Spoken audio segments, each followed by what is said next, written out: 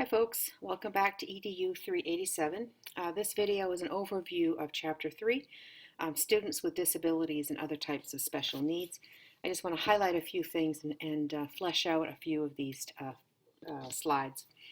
This is really a broad overview of what disabilities and special needs one might see in a general education classroom. Later on, there'll be chapters devoted to each one of these that'll give you more information. Okay. So let me get my cursor down here. So students with special needs, a student can have a disability without being handicapped. Male students with special needs are more common than female students. There's no relationship between physical impairments and intelligence, and most disabilities are not discovered until students go to school. And then given the right circumstances, any student could be considered culturally different. So these are sort of the big takeaways from this chapter. So students with disabilities, most common disabilities identified in U.S. schools are learning disabilities, mild intellectual disabilities, behavioral disorders, and speech and language impairments. And so when we look at learning disabilities, this is a broad umbrella for a bunch of things. So generally it has something to do with information processing, the ways in which a person receives, stores, and expresses information. There may be an attention or perception problem. There could be difficulty in just receiving the information. Memory may be poor. There may be expressive language issues. Poor learning strategies can contribute here. And then specific learning disabilities might be dyslexia, dyscalculia, guess I could better pronounce that correctly, dysgraphia, ADD, and ADHD. These are all considered learning disabilities. And then, of course, we know that what the intellectual disabilities, behavioral disorders, and speech and language impairments. So students with learning disabilities, what are their academic needs? Well, for young children, it may be that they have poor listening or speaking skills. For early elementary, it may be reading and spelling issues, math, calculations, could be written expression.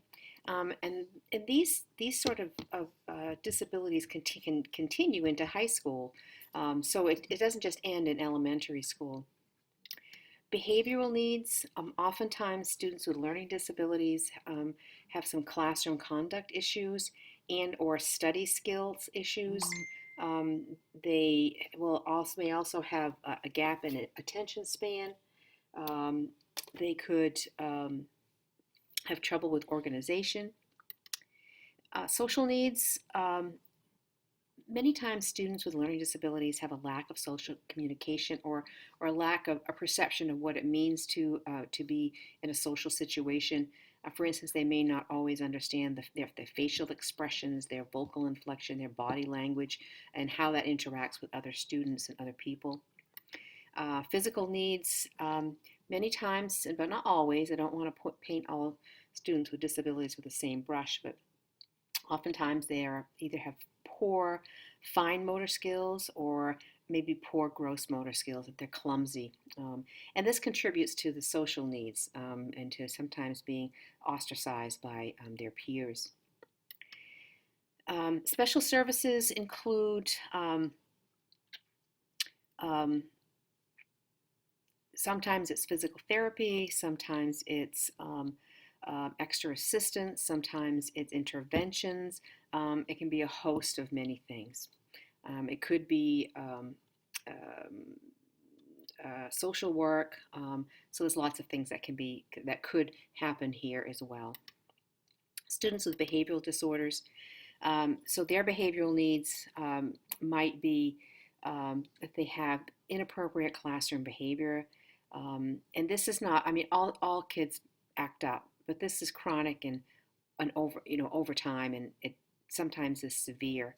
The really severe behavioral issues are psychotic behaviors and schizophrenia.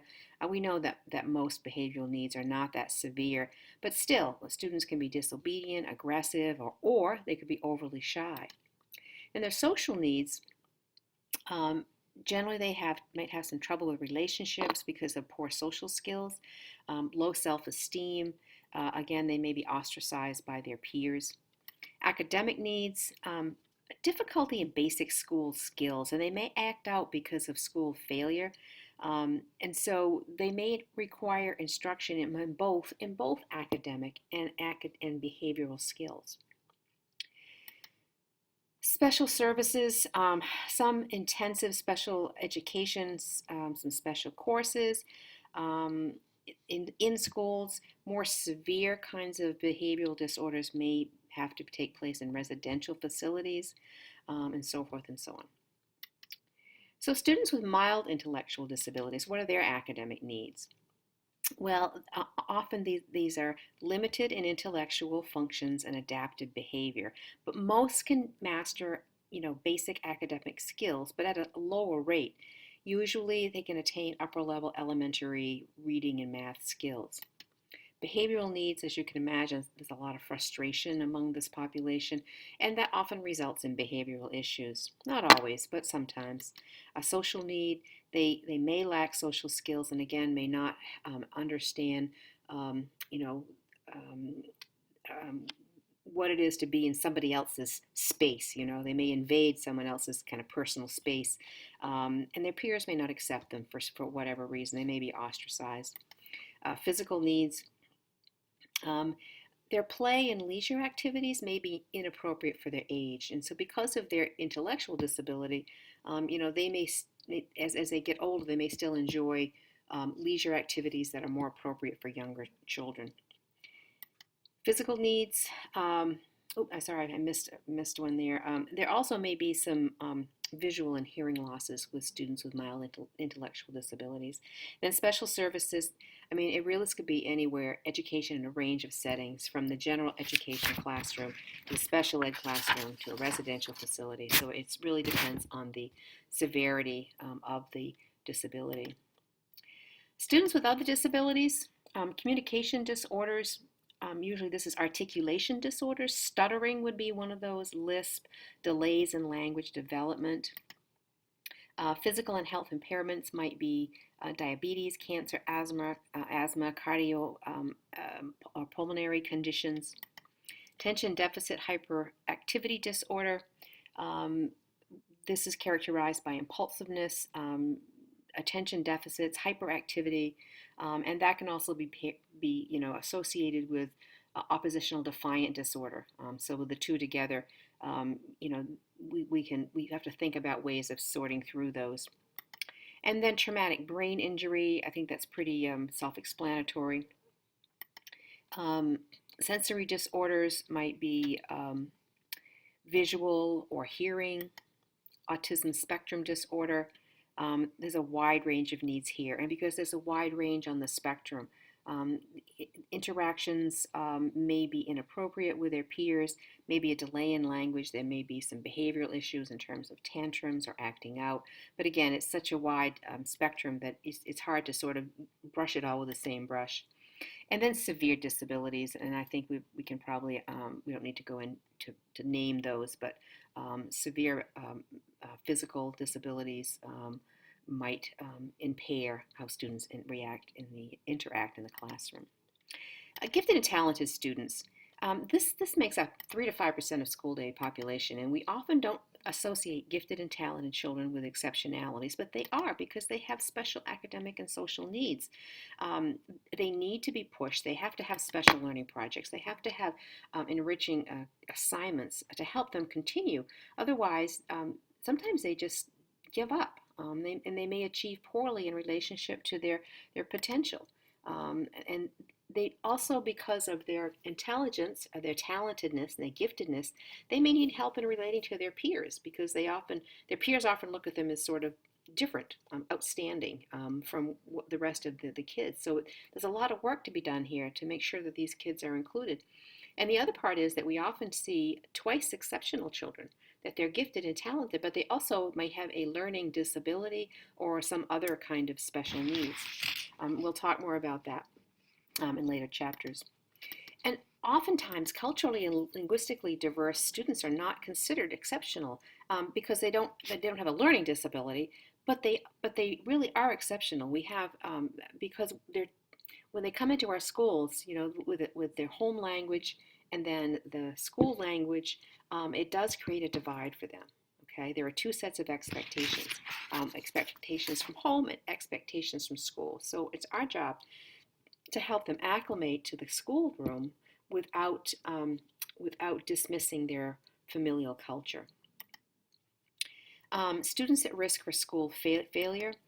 Um, Students can be at risk for many reasons. I'm here to tell you that poverty is the #1 predictor for at-risk students. It just is. There's research after research after research that living in an impoverished family with inadequate housing, poor nutrition, and little or no medical care is a clear marker for being at risk. Okay. Slow learners too, and unmotivated to achieve in school. These are both important, but poverty, folks, is #1. Older students with a history of poor school achievement may become truant or contemplate leaving school. If kids are passed along without intervening and supporting their skill building, they get to a certain point where they just feel overwhelmed and just leave school. About 30% of students who enter the 9th grade drop out before graduating from high school. This is the 2008, and I suspect that has changed a bit. I'm not sure it's gone down, but it still happens for sure. This is another reason why it's so important for a general education teacher to understand when interventions are needed with students, whether they're special needs or they're students who just need more help with a certain concept or skill.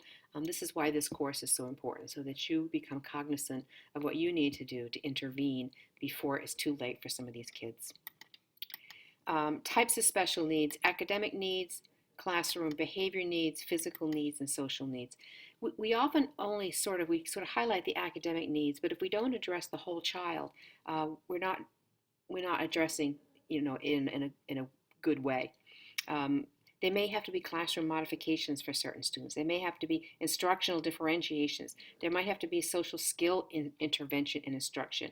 There might have to be accommodations for physical needs. All of these things are important to remember in a classroom. Assessment. RTI plays a huge role here, folks.